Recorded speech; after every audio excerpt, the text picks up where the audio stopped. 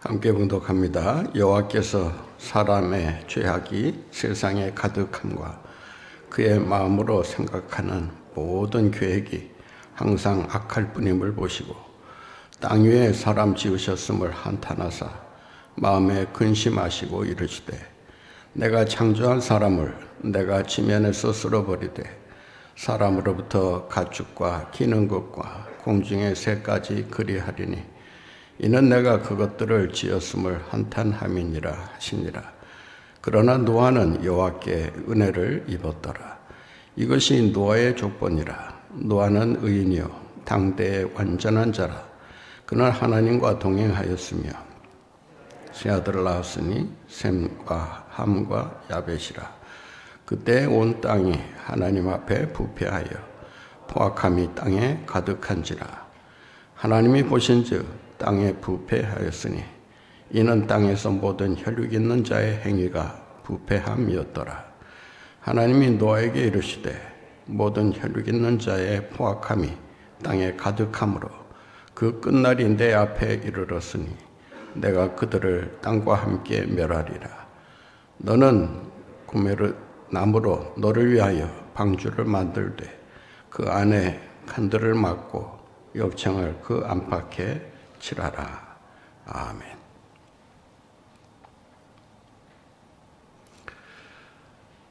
베를린 장벽이 세워지기 전에 동독에서 서독으로 270만 명이 이주를 합니다. 왜냐하면 동독 지역에 공산주의 체제가 들어서서 사람들을 핍박하기 시작을 했던 것입니다. 많은 사람들이 동쪽에서 서쪽으로 이동을 시작하는 그런 상황에서 서쪽에서 동쪽으로 가는 한 가정이 있었습니다. 바로 카스너라고 하는 가정인데 당시에 서독에서 목사로 자리를 잡고 성공적인 삶을 살고 있었습니다. 하등 서쪽을 떠나서 동쪽으로 갈 이유가 없었음에도 불구하고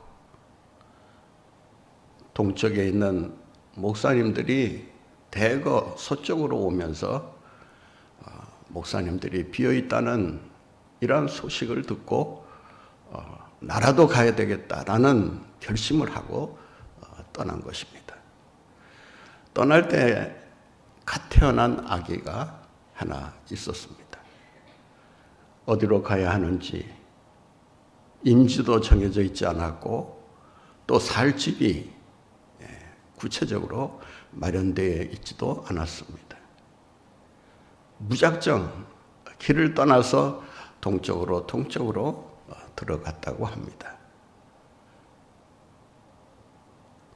마을 사람들은 이미 서쪽으로 다 이주한 상황이기 때문에 마을은 텅 비어 있었고 그 마을에서 개척교회 아닌 개척교회를 시작하게 되었다고 합니다.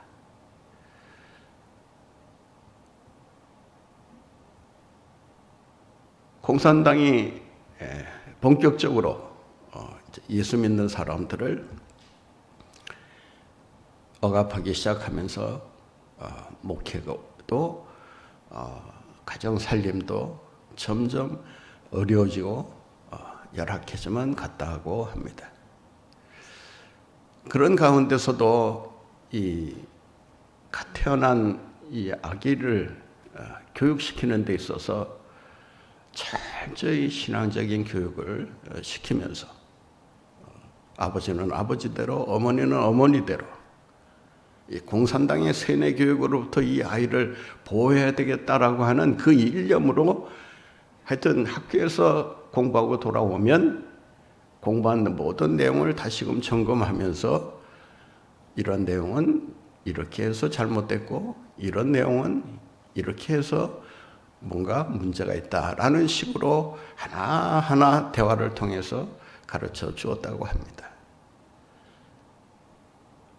이 아이가 자라면서 공산당에 가입하라는 그 압력이 계속 들어왔지만 거기에 응하지 아니하고 오직 하나님만을 섬기며 살겠다는 그 원칙을 끝까지 지켜냈다고 합니다. 마침내 이 베를린 장벽이 무너지고 동과 서가 하나 되는 이 통일의 이 대기적 사건이 일어납니다. 이때 이 동서를 화합할 수 있는 인재를 찾던 중에 공산당이 굴하지 않고 끝까지 원칙을 지켜내면서 하나님 중심으로 살았던 이 목사님의 딸을 전격적으로 픽업하기 시작합니다. 마침내 2005년인가요? 독일 최초의 여성 총리가 됩니다. 그녀의 이름이 앙겔라 마르켈입니다. 이 앙겔라 마르켈이 이 총리직을 수행하면서 물론 몇 년간 그 총리직을 수행했는가 하면 16년 동안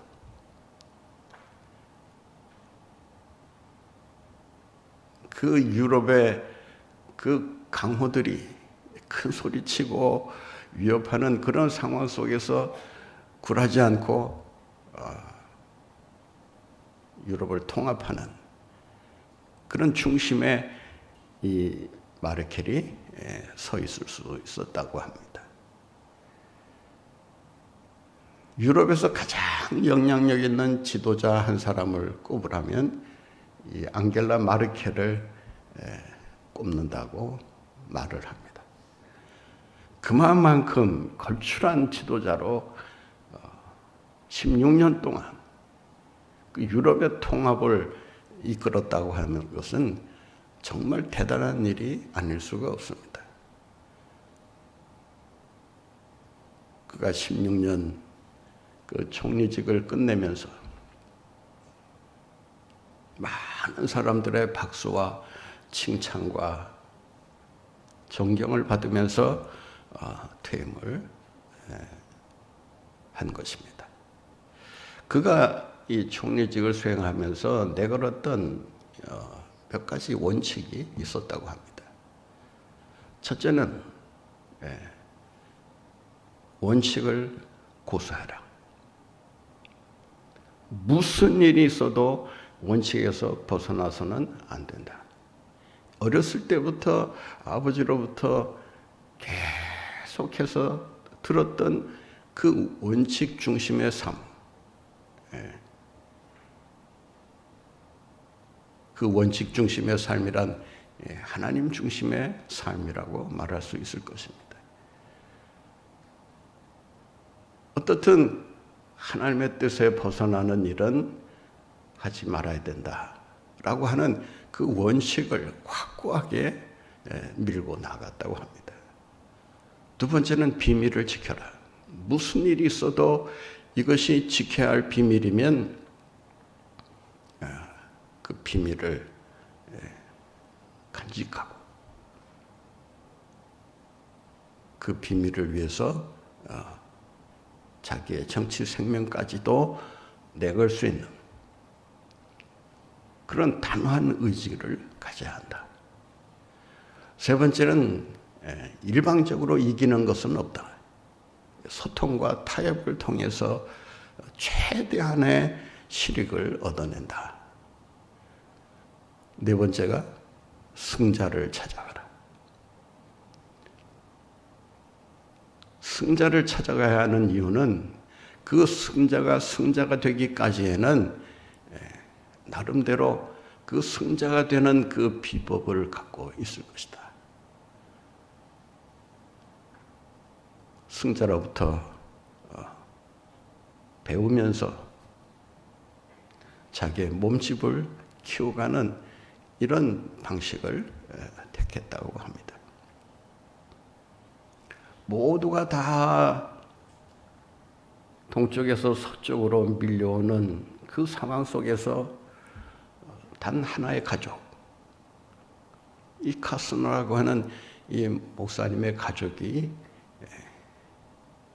서쪽에서 동쪽으로 이주를 결심했다고 하는 이 하나만을 놓고 보더라도 이 시류를 역행해서 살아가는 삶이라고 하는 것이 얼마나 힘들고 고되고 고통스러운 일인지, 어쩌면 십자가의 길이 마치 이어가지 않을까 생각을 합니다. 모든 사람들이 십자가를 피해서 안전한 곳으로, 편안한 곳으로, 더 형통한 곳으로 몰려드는 그러한 상황 속에서 그 모든 안전과 풍요와 행복을 다 뒤로 던지고 오직 십자가를 향해서 걸어가시는 예수님의 그 단독자로서의 그 행동이 얼마나 우리에게 큰 힘이 되고 용기가 되고 위로가 되는가.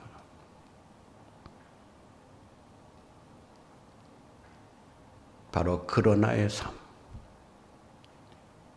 세상은 이렇게 흘러가지만 그러나 하나님의 사람은 그 시대를 역행해서 하나님의 뜻을 이루기 위해 십자가의 길을 마다하지 아니하고 걸어가는 이러한 삶이 우리에게 있어야 하지 않을까라는 생각을 하게 됩니다. 오늘 본문 말씀에 보면 바로 그러나의 삶을 살았던 노아라고 하는 한 사람을 우리에게 보여주고 있습니다. 노아라고 하는 사람, 과연 어떤 사람이었을까? 그가 살아가던 그 삶의 그 상황은 어떤 상황이었을까? 오늘 본문에 보면 계속해서 가득했다. 무엇으로 가득했느냐? 죄악으로 가득했다라고 말합니다. 본말씀 1절을 보시면 하나님께서 이 세상이 얼마나 부패하고 타락하고 악한 세상인가를 보시고 한탄하시면서 내가 괜한 짓 했구나. 예전 번역에는 후회하셨다라는 그런 말로 하나님의 심정을 묘사하고 있습니다. 오늘 본문 말씀에 보면 6절에 이렇게 말합니다. 땅에 사람 지으셨음을 한탄하사 마음에 근심하시고, 후회하셨다는 이러한 표현이 좀 하나님에게는 좀 어울리지 않는 표현이다라고 해서 아마 그 번역을 조금 수정을 한 것 같습니다. 하나님께서 만드시고 이거 잘못 만들었구나, 이거 아니구나, 이런 식으로 후회했다는 말씀이 아니라 본인이 창조한 그 창조의 의도에서 벗어난 하나님이 바라신 세상은 이런 세상이 아닌데 이 죄로 물든 인간이 이 세상을 죄악으로 범람하게 만들면서 더 이상 의가 사라지고만 오직 그들의 계획과 그들의 모든 행동과 생각이 다 악에 치우치고 마는, 그야말로 이 악의 홍수가 지는 그런 세상에서 노아가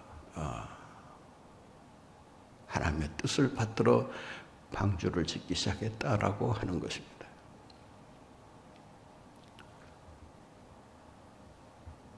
여러분, 이런 세상이 되면 믿는 사람들이 그런 세상에서 살아남는 것이 쉬운 일이겠습니까? 어려운 일이겠습니까? 믿음을 지키고 경건하게 산다고 하는 것이 아마 가장 어려운 그런 세상이 바로 지금 노아가 처해 있는 이 세상이 아닐까. 오늘날에도 점점 세상이 악해지면서 부패해지면서 사람들의 그 마음과 계획과 생각이 전부 이 악에 물들어가고 있는 세상 아닙니까? 나라를 위해서 봉사하라고, 국민을 섬기라고, 나라의 발전을 위해서, 나라의 미래를 위해서 백년 대계를 세우고 비전을 가지고 나라를 좀 이끌어 달라고 해서 사람을 뽑아놨더니 하는 짓이 뭡니까? 전부 악법 만들고 차별법이라고 하는 것을 통해서 기독교를 말살하려고 하는, 기독교를 말살하는 것까지는 그렇다 치더라도 하여튼 이 세상을 온전히 그냥 악으로 물들이고 말겠다라고 하는 이런 악한 의도에서 이러한 법들이 만들어지는 이런 상황 속에서 믿는 사람들이 과연 어떻게 살아야 되느냐?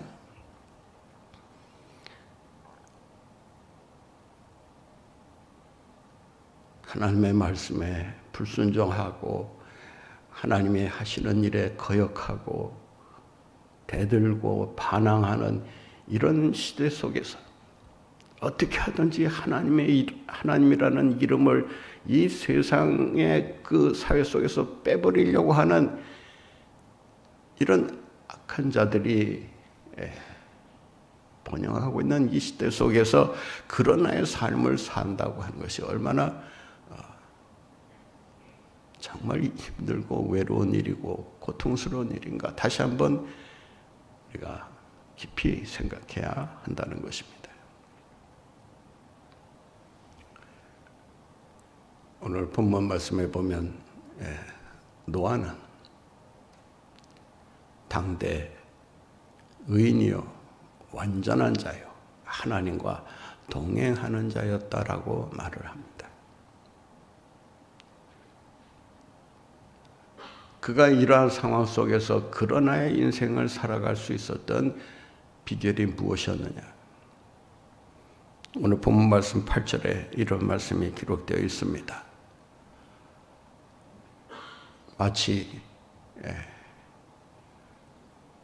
그 절망의 상황 속에서 한 줄기 구원의 빛이 비치는 것처럼 그 한 줄기 빛이 우리에게 비춰오고 있는 것을 볼 수가 있습니다. 그것이 바로 8절 말씀인데 같이 읽겠습니다.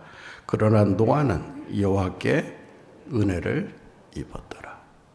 뭘 입었더라? 은혜를 입었더라. 여러분, 악이 관영하는 이 세상 속에서 그러나의 삶을 살기 위해서는 반드시 입어야 할 것이 있는데 그것이 뭐냐? 바로 하나님의 은혜라고 하는 것입니다. 하나님의 은혜 없이는 노아가 아니라 그 누구라도 악한 세상에서 결코 승리할 수 없다는 것을 우리가 잊지 말아야 할 것입니다. 모두가 부패하고 악에 휩쓸려가고 있는 그런 세상 속에서 악을 거슬러서 하나님의 의를 드러내고 하나님의 심판의 역사를 선포하면서 이렇게 살아서는 안 된다라고 외칠 수 있는 그런 그러나의 삶은 어떻게 해서 가능한 것일까? 바로 하나님의 은혜를 입는 것이다 라는 것입니다.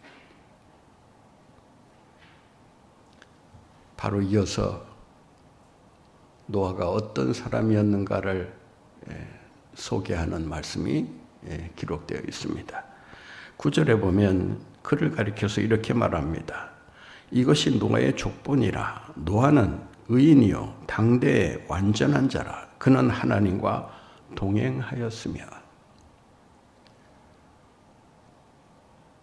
그가 완전한 자로, 의인으로, 하나님과 동행하는 자로, 하나님을 경외하는 자로 그 시대를 거슬러서 그러나의 삶을 살아갈 수 있었던 것은 뭐냐?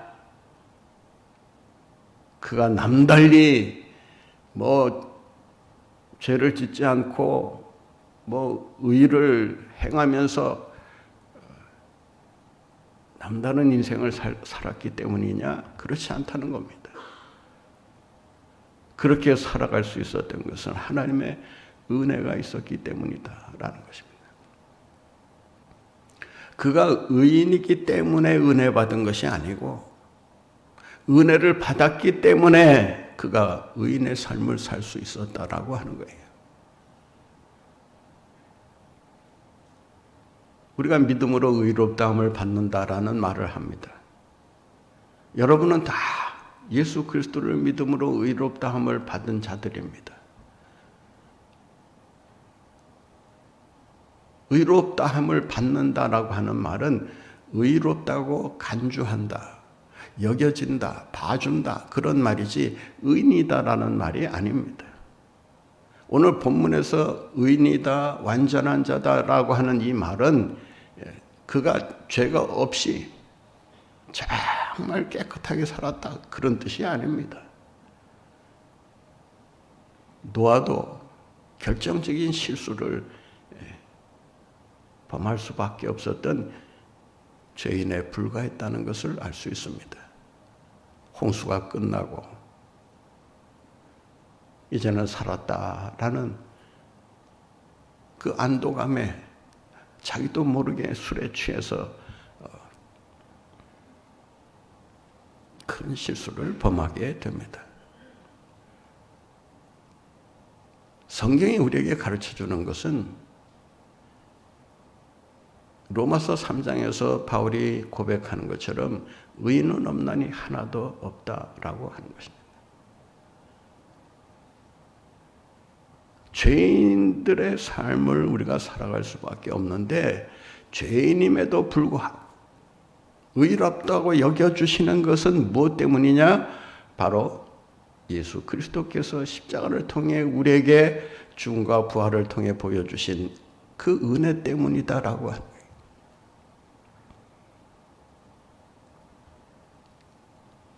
누가 하나님 앞에 나는 의인입니다 라고 자신 있게 말할 수 있는 사람이 어디 있겠습니까? 의롭다고 봐주시는 것이지 정말 의로워서 의롭다고 하시는 것이 아니다라고 하는 것입니다. 예수 그리스도의 그 십자가의 공로를 보니까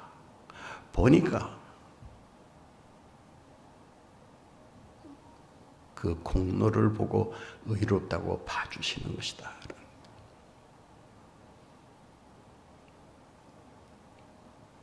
우리가 누군가 크게 잘못하면 그 잘못한 사람을 꾸짖다가도 그 사람이 자기가 잘 아는 어떤 사람과 관련이 있다고 하면 뭐라고 말을 합니까? 너 그 사람 때문에 봐준다. 그 사람의 그 의를 봐서 봐준다라는 말을 우리가 종종 하지 않습니까?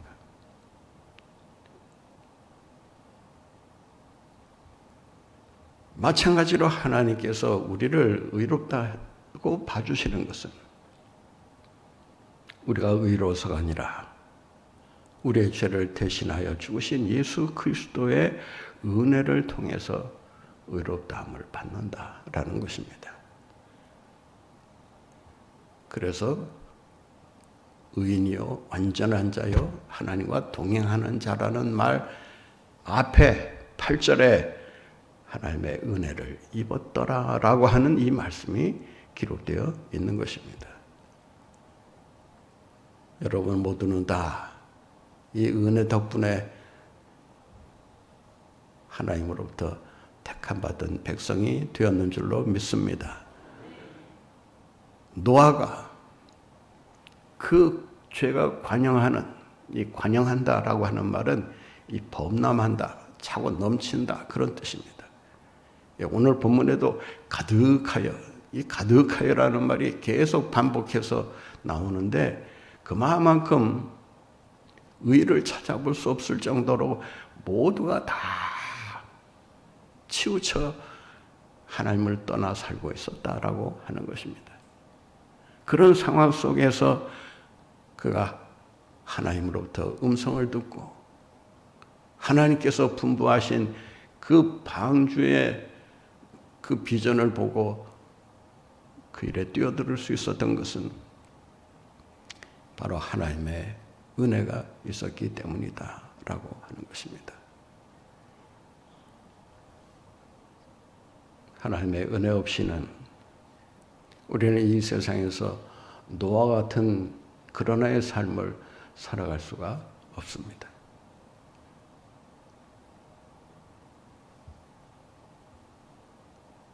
이 시대가 왜 이렇게 악하냐? 왜 이렇게 믿고 살기가 힘드냐? 도대체 예수님을 믿고 따른다는 삶이 무슨 의미가 있느냐? 이런 상황 속에서 내가 뭐 의롭다고, 뭐 경건하다고, 도대체 그것이 무슨 의미가 있느냐라고 불평하실지 모르지만 여러분의 그런 삶이 이 세상을 향하여 엄청난 도전을 주고 있다는 사실을 잊지 말아야 할 것입니다. 예술에는 행위예술이라는 게 있어요. 행위를 통해서 자기가 표현하고 싶은 그 예술을 보여주는 것입니다. 하나님께서 이 악으로 관영한 이 세상에서 하나님이 보여주실 그 모델, 행위예술의 그 모델로 노아를 택하셨다라고 하는 것입니다. 노아뿐이겠습니까? 오늘날 왜 이 세상이 이렇게 악하냐? 하나님은 뭐 하시냐? 이런 불평과 원망 늘어놓기 전에 여러분 한 사람 한 사람을 이 시대의 노아로 부르셨다는 것을 기억하시고 이 시대에 하나님의 심판을 선포하고 하나님의 경고를 전하며 하나님을 경외하는 삶으로 돌아와야 된다라는 사실을 보여줄 수 있는 그런 삶을 우리가 살아가야 하는 것입니다. 노아라는 이름은 안위한다, 위로한다, 쉼을 준다 그런 뜻입니다. 정말의 두려움 속에서 벌벌 떨고 있는 이 세상 사람들에게 안위를 주고 위로를 주고 쉼을 줄 수 있는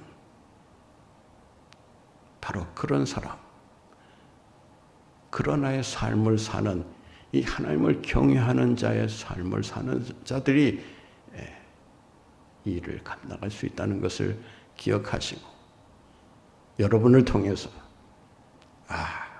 정말 참된 위로가 저기에 있구나. 이 세상에서 이 종말적인 이 세상에서 살아남을 수 있는 길이 바로 저기에 있구나. 새 시대에 대한 희망을 줄 수 있는 이 시대의 노아들이 다 되시기를 간절히 바랍니다. 오늘 주님은 노아를 통해서 우리가 이 세상 속에서 하나님을 경외하는 자로 어떻게 살아가야 될 것인가를 보여주고 있습니다. 이제 머지않아 하나님께서 이 세상을 심판하시고 새하늘과 새 땅을 건설하실 그때가 반드시 임하게 될 것입니다. 그때는 예수님께서 다시 오실 때라고 할 수 있습니다. 이제 주님의 다시 오심을 기다리며 준비하는 이 세상 속에서 우리가 다시 한번 노아의 삶을 기억하면서 노아처럼 그 종말을 위해 방주를 준비하면서